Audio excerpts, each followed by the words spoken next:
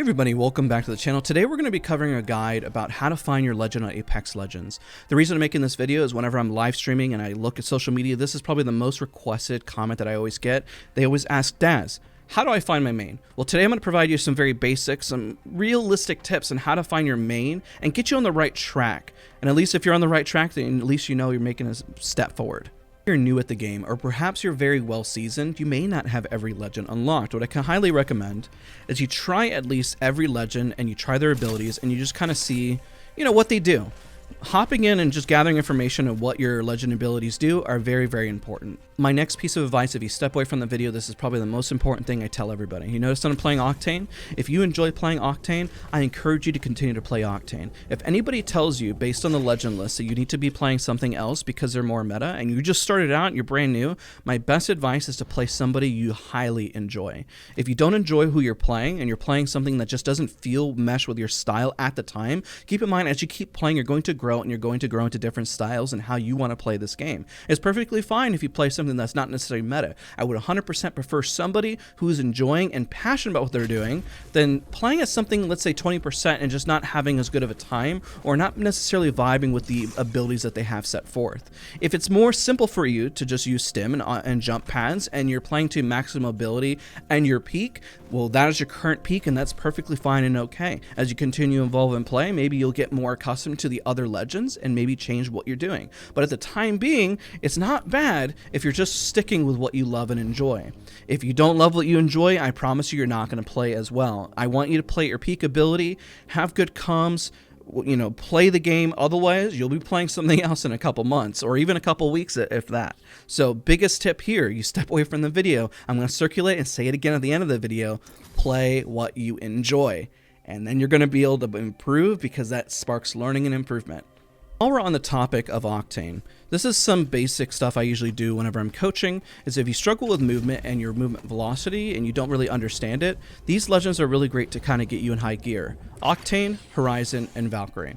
If you struggle with climbing and feel like you're always late to a fight because you're not climbing properly, flying up the air is not a really bad option. It can really help you quite a lot. And also gives you utility because you have the ultimate ability there. Horizon is definitely great just to getting up to height as well. Let's say you don't really know how to get up there. Well, there you go. At least you know how to jump and see what's around you if you're just learning the map and you don't really quite understand what's around you as well. Octane Jump Pad can provide the same. This is just a very basic tip just for somebody who's struggling with movement. I think Horizon is really great to learn wall bouncing and bunny hopping on initially. It's whenever I produced all my old guides and whenever I do coaching that I also tell people to utilize her movement just because she has a little bit more of an air strafe. Now at the end here, what I'm going to do is we're going to look at each of the categories and we're going to speed run on what type of players probably would play each of these classes. Some really good tips right here, just because I want to value your time, just so you're getting as many tips as possible from this video. If you struggle with looting, you definitely should play Loba. Loba can provide a lot of information and throw down that ultimate and just grab what you need. It's very, very beneficial. So you're probably wondering, well, who in the heck is going to play the controller class? If you are a person who's very passive and has a hard time getting into a fight, I would probably avoid this class for a little while. Because you want to be able to work your way into a fight. Usually when I give advice for how to play Wattson, Catalyst, any of these legends, you have to know where opponents are going to come from and you have to know how to push in. Because if you're late to a fight, then you're going to not be with your teammates, and that's not a good thing either, especially for falling behind. Now, for support, remember your biggest asset of being a support, a Gibraltar, a Newcastle, a Lifeline, anything, especially with crafting the banners, is that you pretty much have to be the last one to go down. If you're not the entry fragger, you're not the person who is going to be almost re-entry most of the time, probably just a support for the group, then you're probably going to want to be a support class, no pun intended here. This is going to be a great way to kind of get right back into the fight and figure out what you're doing. Now, Recon, usually when there's a new player, I always say Recon is a really great legend for, especially with Bloodhound. They provide, at least knowing where opponents are at. I would say from this group, probably the most interesting for players, especially, I don't know if you would say interesting. Scan meta is scan meta, right? So it's debatable, so sorry for that. But realistically, if you're having trouble with game sense, then throwing down your ultimate just to see where opponents are at is going to be a heck of a lot of great information for you, right? Recon is high communication. Sometimes throwing stuff down and not pointing at stuff is not really helpful, but at least you're providing information to the team. Now, if you are somebody who is very, very aggressive, sometimes slowing it down and forcing yourself on a controller class may be helpful. You know, recently Imperial How and a lot of pros have been switching to Catalyst. You'll notice in this video, I'm not really talking, let's say, high meta, because this video, every 6 months, every 3 months, there could be a massive buff or nerf, and everything kind of changes, right? But in general, the theme is that you have these legends that are great for rotation or for pushing in. If you want to push in, do that, but make sure you don't push so far ahead, because your team may not be able to keep up depending on your skill level. If you have really high skill players, sure, they'll be able to keep up, but most of the time they will struggle to keep up. Now, here's some interesting facts as well. When I first started playing the game, I was learning how to play the game on Bangalore and Lifeline, just because the game also had very limited number of, let's say, legends at the time.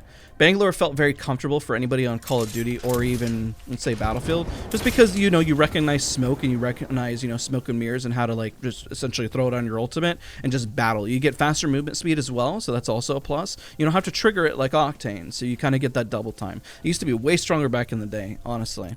And Lifeline is really good as well. Whenever I was learning how to play the game, not having to worry about your health pool and just getting for fast resets to heal up was really, really strong. I was also one of the last ones to go down in a fight because it was at least better with positioning, so having that res was also really beneficial as well.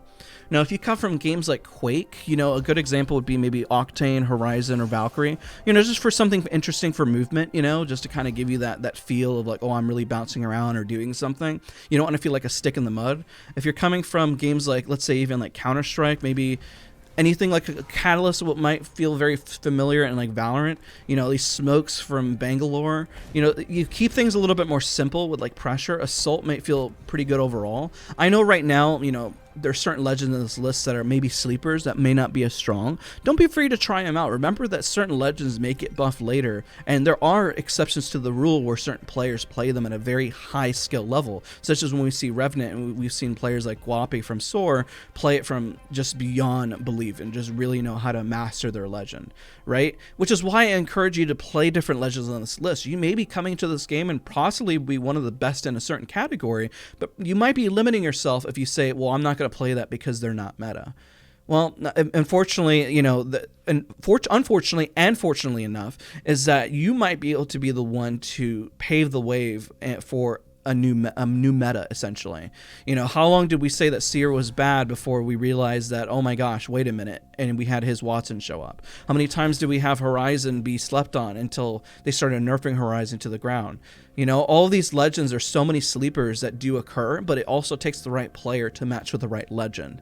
And even if they are not meta per se, I mean, I've seen Mirage played in competitive before, you know, with names like Matt Pickett. You know, a lot of people may not know that name now, but I mean, he used to compete a lot as well, and you know, stream consistently. So the goal of this video, find who you enjoy and understand your strengths and weaknesses. Now again, I kept a high level because the way this video works is that in 6 months, 3 months, there's going to be nerfs and buffs. But if you step away and finding what you enjoy and understanding your strengths and weaknesses, then at least you'll have a better spot of who to pick for a legend. You know, again, play too passive, avoid controller or support. Perhaps, you know, if you're at least close enough, support might be strong. You know, like, I don't want to reiterate it too much, but I want you to step away and understand that while we can talk composition, if you do want that video like that, comment down below if you want to talk meta every, like, let's say 3 months, and we can talk about compositions as well. That can be beneficial, but I at least want to give you the resources so you can find what compositions work for you. And be very honest with yourself when you're looking at this list and you're trying to find a legend that really suits your needs. And switch it up. You know, some people say, well, I've been maining this person forever, I don't want to switch off. Try different ones. Give it a shot. Hop in for just one day, trying something else and seeing the lens from another perspective. I hope this video is really, really insightful. When you guys ask on stream, I'm going to put a command and point to this video about how to find your main, because I keep repeating it, and I don't mind saying the same thing over and over on stream, but I want you guys to get really strong information so you guys can generally improve. So thank you guys so much for watching this video. Don't forget to leave a like, comment, subscribe, and I'll see you guys all in the next video.